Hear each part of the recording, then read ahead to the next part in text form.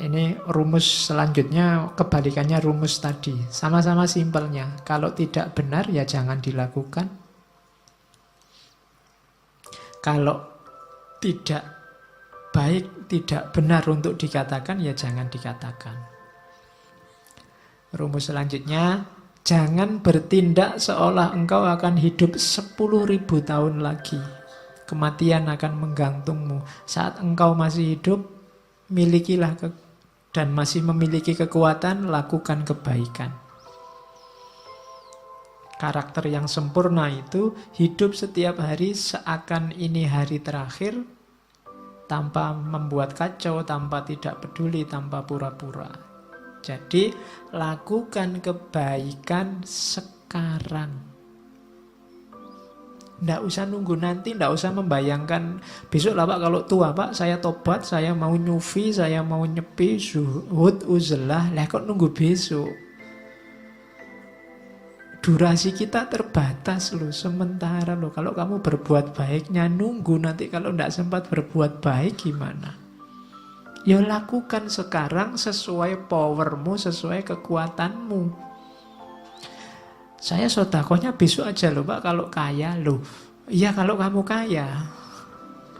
Kalau enggak kan sumpek lagi kamu. Ya sudah sejangkaumu, kekuatanmu berapa sekarang sodakohlah.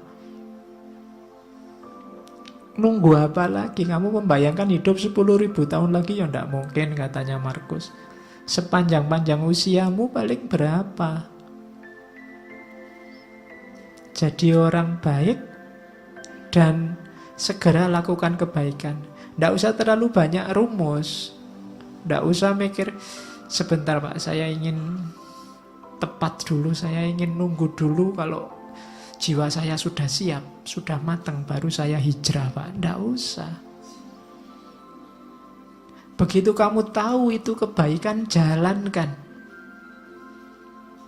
Nunggu Pak, mental saya belum siap Pak. Lah nunggu kapan lagi? Wong kamu ndak bisa jamin umurmu bisa sampai besok pagi apa bisa sampai minggu depan. Jadi lakukan kebaikan sekarang. Oke. Kemudian rumus kebaikan yang lain dari Markus adalah jangan terlalu ribet, terlalu peduli, terlalu sumpek dengan pandangan komentar orang lain, keburukan-keburukan orang lain. Kita ini berbuat baik jarang, lebih sibuk bahas keburukannya orang lain. Itu kalau dikalkulasi kita itu defisit.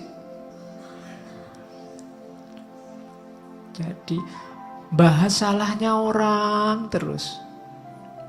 Itu kan defisit namanya. Berbuat baiknya jarang. Katanya Markus adalah sesuatu yang menggelikan. Menggelikan itu berarti hasilnya orangnya harusnya ketawa. Saat orang tidak menghindar dari keburukannya sendiri. Yang ini mungkin dilakukan. Namun orang lebih suka menghindar keburukan orang lain yang tidak mungkin dilakukan. Yang kita bahas selalu keburukan orang lain.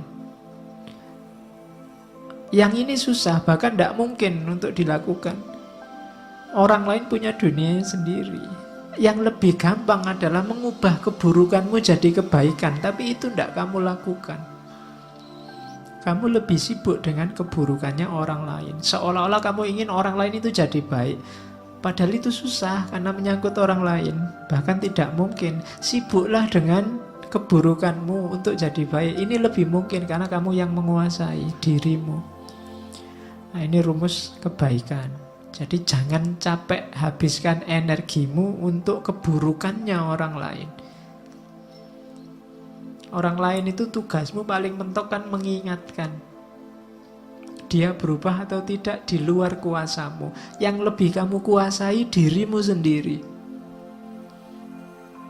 Mau berubah atau tidak kan tergantung dirimu. Harusnya kamu lebih sibuk di sini, tapi kamu tidak sadar, tidak mau melihat keburukanmu. Yang kamu lihat selalu keburukannya orang lain. Oke, ini nasihatnya Markus. Yo rasane kan koyo kamu belajar akhlak kan malam hari ini. Padahal ini filsafat akhlaknya Romawi zaman awal abad Masehi, tahun 100-an Masehi. Ini setiap yang saya omongkan bisa kamu carikan dalilnya. Kamu cari Qur'annya apa hadisnya, insya Allah ada. Kamu pakai bahan khutbah Jumat besok. Ya, katanya Markus, saat bertindak jangan menunda-nunda, saat berkata jangan membingungkan orang lain, saat berpikir jangan sesat, latihan berpikir yang jernih, jiwamu jangan pasif atau agresif. Pasif itu tidak ngapa-ngapain, agresif itu menyerang orang lain. Hidupmu jangan hanya mencari keuntungan. Nah, ini rumusnya. Lakukan kebaikan segera, jangan ditunda-tunda. Kalau ada perlunya ngomong, ngomonglah yang bisa dipahami orang dan bermanfaat. Jangan ngomong yang cuma membingungkan orang, apalagi menyakiti. Berpikirlah yang jernih. Kemudian mentalmu harus mental aktif tapi tidak agresif, apalagi pasif. Aktif itu selalu mengejar, mencari yang lebih baik, lebih benar. Kalau agresif itu menyerang orang lain, nyari-nyari kesalahannya orang lain. Kalau pasif itu tidak ngapa-ngapain, nunggu takdir. Jangan pasif, jangan agresif. Terus hidup jangan hanya menggunakan kalkulasi untung rugi. Kamu akan kecewa. Kamu akan kehilangan banyak malahan. Setiap kali mau melakukan kebaikan, kalau kamu hanya nyari kalkulasi untung ruginya, akan ada sangat banyak hal yang terlewat dalam hidupmu nantinya. Maka Markus ngasih rumus 5 itu. Bertindak jangan ditunda, berkata jangan membingungkan, berpikir jangan sesat, jiwamu jangan pasif atau agresif, hidupmu jangan hanya mencari keuntungan. Kalau apapun yang kamu lakukan mencari keuntungan, yang ketemu justru adalah kerugian. Nah, ini rumusnya hidup. Ini enak kalau diceramahkan, kalau dijalankan berat. Ya, kalau ngomong kan enak, kamu mantuk-mantuk, oh iya Pak, bener Pak. Cuma ya nanti keluar dari sini ya kembali ke asal. Ya. Kindness is unconquerable. Kebaikan itu tidak terkalahkan selama without flattery or hypocrisy. Selama tidak dibarengi flattery, kesombongan atau kemunafikan.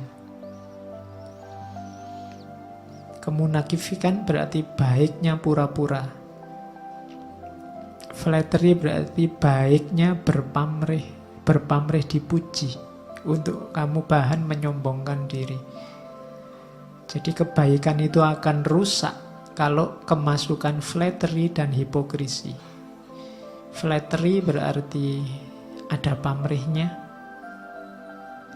dan hipokrisi berarti kamu sebenarnya tidak melakukan kebaikan, cuma pura-pura. Kalau baikmu tulus, tidak pura-pura, maka kebaikanmu tidak akan ada yang mengalahkan. Unconquerable.